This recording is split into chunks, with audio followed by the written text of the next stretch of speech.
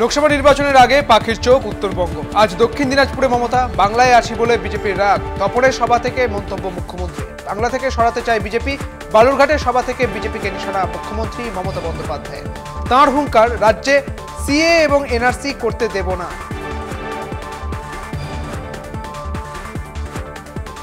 ইডির পর এবার ভূপতিনগরে এনআইএর ওপর হামলার অভিযোগ। ভূপতিনগর বিস্ফোরণ কাণ্ডের তদন্তে গিয়ে বিক্ষোভের মুখে পড়ে কেন্দ্রীয় গোয়েন্দারা। গাড়ি ভাঙচুরের অভিযোগ, ঘটনায় এফআইআর দায়ের করেন এনআইএর আধিকারিকরা এবং গ্রেপ্তার বলাই মাইতি এবং মনোব্রত জানা নামে দুই তৃণমূল নেতা।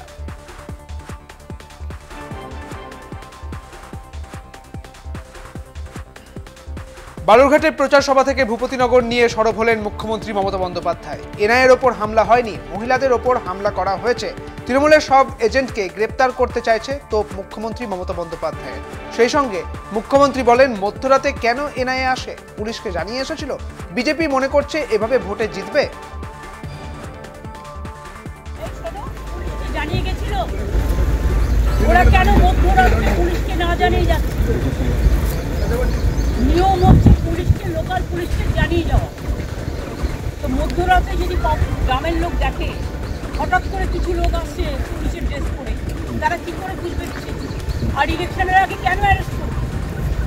যদি সবাইকে অ্যারেস্ট করে, বিজেপি কি মনে করে সব বুথ এজেন্টকে অ্যারেস্ট করবে, সব ভোট ম্যানেজারদের অ্যারেস্ট করবে, পরে ভোটে জিতবে? শূন্যে গুলি ছুটছে। কি অধিকার আছে না? শুধু বিজেপিকে সাপোর্ট দেওয়ার জন্য বিজেপি নোংরামি খেলা খেলছে, আমরা সারা পৃথিবীতে আওয়াজ দিই।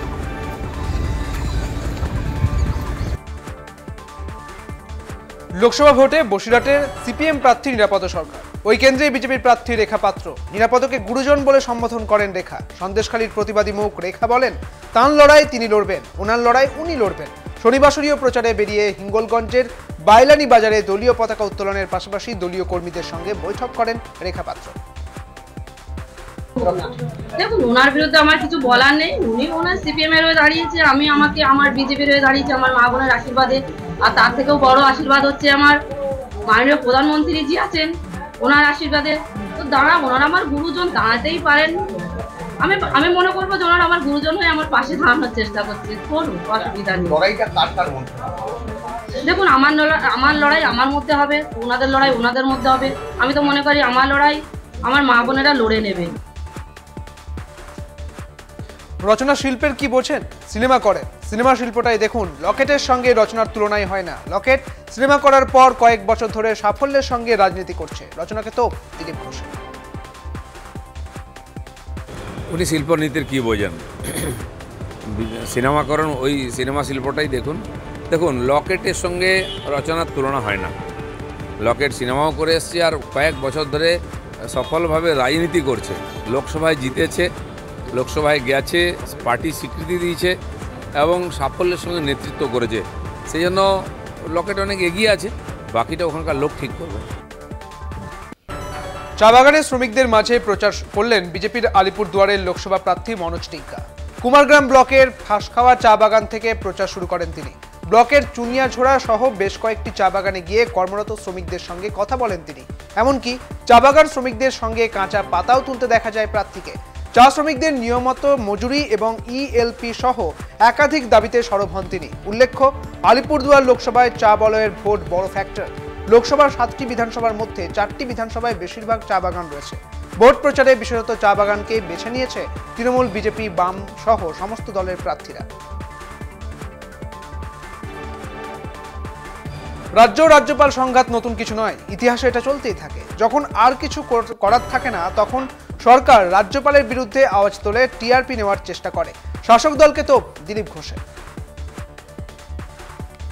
এটা নতুন কিছু না, ইতিহাস থেকেই চলছে। রাজভবনের সঙ্গে এখানকার সরকারের সংঘাত হয়, আর এটাই এখানকার রাজনীতি। যখন কোনো করার থাকে না কিছু, এখানকার সরকার, সে সিপিএম হোক, টিএমসি হোক, রাজ্যপালের বিরুদ্ধে আওয়াজ তুলে একটা টিআরপি নেওয়ার চেষ্টা করেন, এর কিছু না।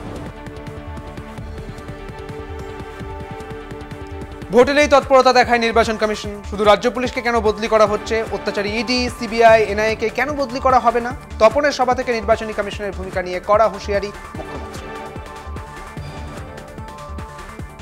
কমিশনকে দিয়ে আমরা চাই ইম্পার্শিয়ালি কাজ করুক, আমরা বিজেপি ইলেকশন কমিশন চাই না। রাজ্যের অফিসারদের চেঞ্জ করে দেবে। অত্যাচারী ইডিকে কেন চেঞ্জ করবে না? অত্যাচারী সিবিআই কে কেন চেঞ্জ করবে না? অত্যাচারী ইনকাম ট্যাক্স কে কেন চেঞ্জ করবে না? অত্যাচারী এনআইএ কে কেন চেঞ্জ করবে না? যত দোষ রাজ্যের বেলায়।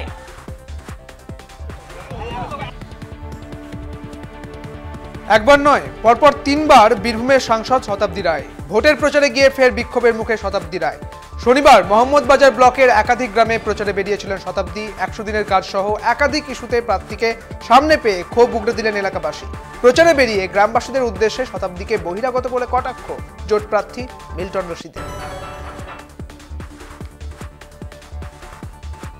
শনিবাসরীয় প্রচার শুরু করলেন বিষ্ণুপুর লোকসভার তৃণমূল প্রার্থী সুজাতা মণ্ডল। কখনো হেঁটে, কখনো বা হুট খোলা জিপে ভোট প্রচার সুজাতার। জয়পুরের চাঁদাবিল গ্রামে মন্দিরে পুজো দিয়ে গ্রাম ঘুরে ঘুরে প্রচার করলেন তিনি। জয়পুর ব্লকের তৃণমূল সভাপতির নেতৃত্বে জমজমাট প্রচার সভা করলেন সুজাতা মণ্ডল। মানুষের দরজায় গিয়ে চাইলেন আশীর্বাদ।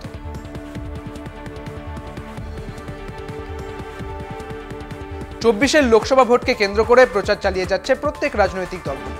একদিকে যেমন জনসংযোগে মানুষের নজর কাটছে বিজেপি, অপরদিকে আরামবাগ লোকসভার তৃণমূল প্রার্থী মিতালি বাগও প্রচারে ঝড় তুলেছেন। কখনো চাষের কাজে হাত লাগাচ্ছেন, কখনো বাজারে সবজি বিক্রেতাদের সঙ্গে জমিয়ে আড্ডা দিচ্ছেন, কোথাও বা নিজের ঘরের মধ্যে ঢুকে পড়ছেন এবং ঘরে মেয়েদের মতো করে ঢুকে গিয়ে পাত পেরে খাবার খাচ্ছেন। তাতেই মন জয় করছেন সাধারণ মানুষের। আর শনিবারেও পুজো দিয়ে প্রচারে নামেন মিতালি। শোনেন সাধারণ মানুষের সুবিধে অসুবিধের কথা।